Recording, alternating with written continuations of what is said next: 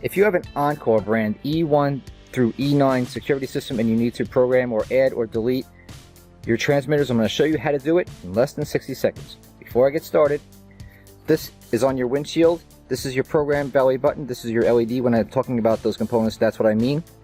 Make sure that under your alarm system you have the blue plug, which is for your Valet switch, connected and plugged in. Also, the red is for your LED. This will give you a visual and audible confirmation to let you know that your programming is going effectively.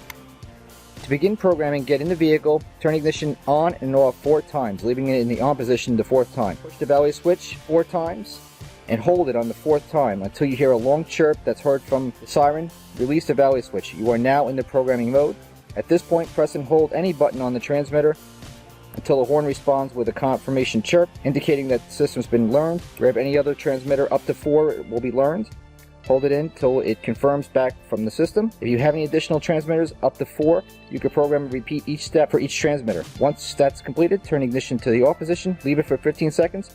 3 long chirps and 3 parking lights will flash to confirm exit mode, and your remotes are now programmed.